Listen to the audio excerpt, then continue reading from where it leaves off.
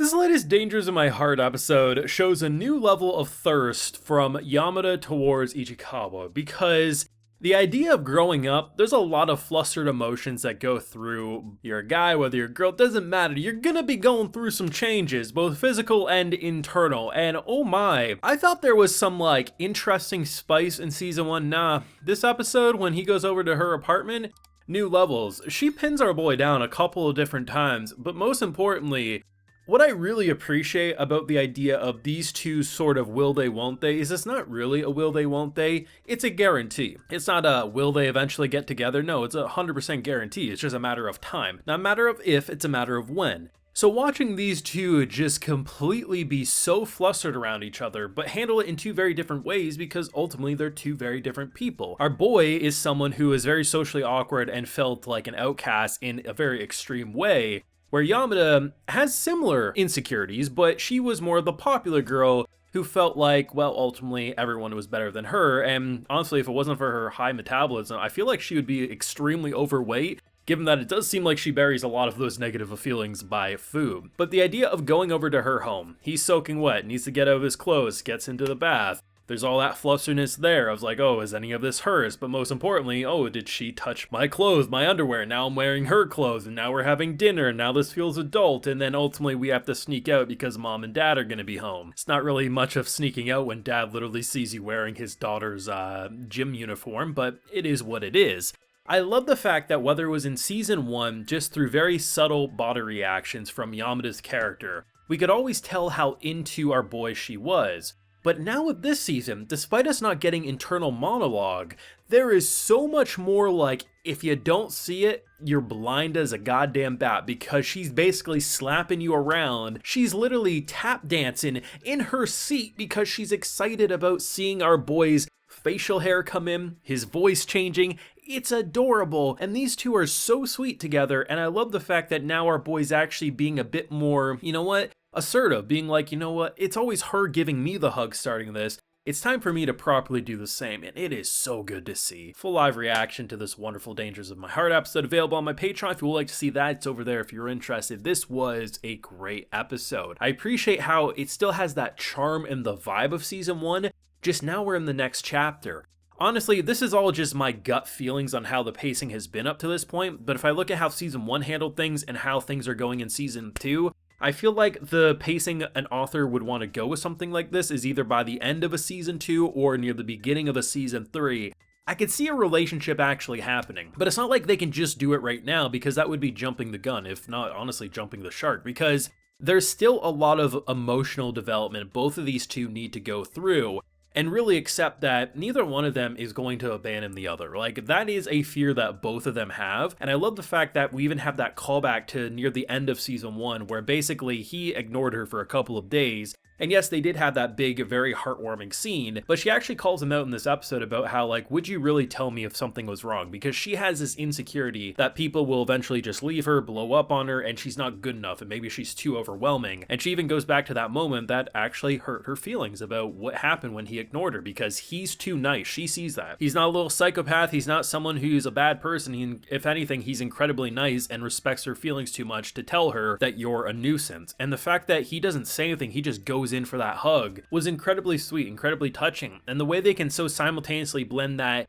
spice for these characters, it doesn't really feel like spice for the viewer, which I'm thankful for. It just feels more so like we get to see why both of them are aroused, if not flustered by the other, in different ways. It's not simply just, oh, their skin showing, or oh, I'm looking at the chest, or this or that. It's just the entire little cute mannerisms about, oh my lord, I'm in her room, or I'm in her clothes right now, or I'm sleeping in her bed, or she just pinned me down and she's like, this is payback. You understand why there's all that pent up energy, and that type of stuff does build that chemistry, that spark and connection that eventually turns them from more than just friends. You also have some great comedy with some hilarious moments. I mean, that mom walking in being like, oh my god, is Chi okay? Knowing about Chi's food allergies and our boy having to pretend to be her was fantastic. I mean, this whole episode, is kind of surrounded by the voice change, so that's pretty great that he went high when it's really trying to go lower. And then of course you also have just that more emotional development. By blending in that spice, blending in the emotional, and blending in the comedy,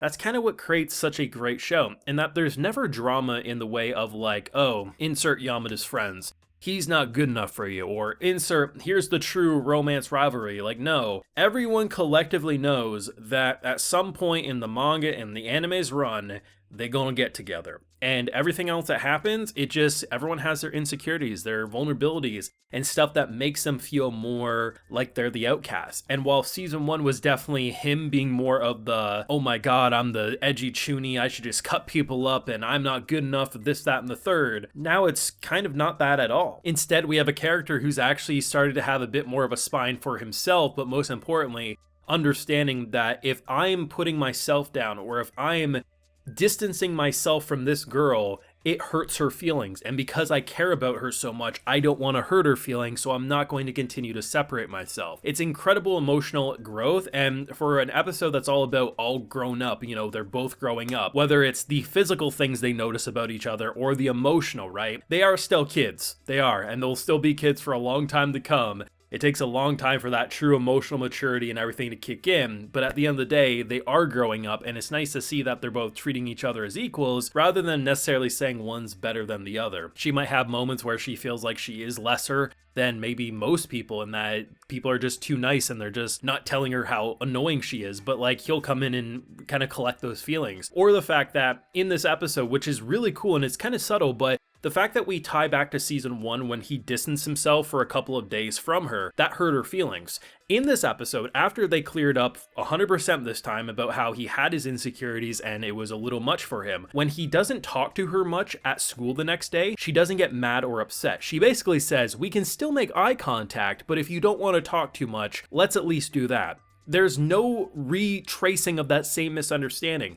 Because they had that conversation the night before, she recognizes there must just be something going on. He doesn't want to talk too much today, I get that, but I'm the clingy girlfriend, I want to still be able to make eye contact. That's the development we see. They both complement each other so well, while simultaneously having such amazing comedy to boot. Dangers in My Heart is definitely one of the strongest romance anime that we're probably going to watch this year. I mean, it knows what it's doing. Season 1 was amazing. Based on what I've seen so far with these couple of episodes of season 2, if it continues on the trend it's going, I definitely see season 2 surpassing season 1. As it stands, I mean, these 2 episodes were fantastic. It feels high quality, the production level is remaining strong and consistent, and if anything, the body animation for a lot of those simple mannerisms are actually popping off a bit more than even season 1 did. So if they keep it up, I don't see how season 2 doesn't at the very least match season 1, if not surpass it, maybe even a couple fold. But let me know what you thought down below, because this was definitely an exciting episode and honestly made a lot of progression for both of their characters and this relationship. So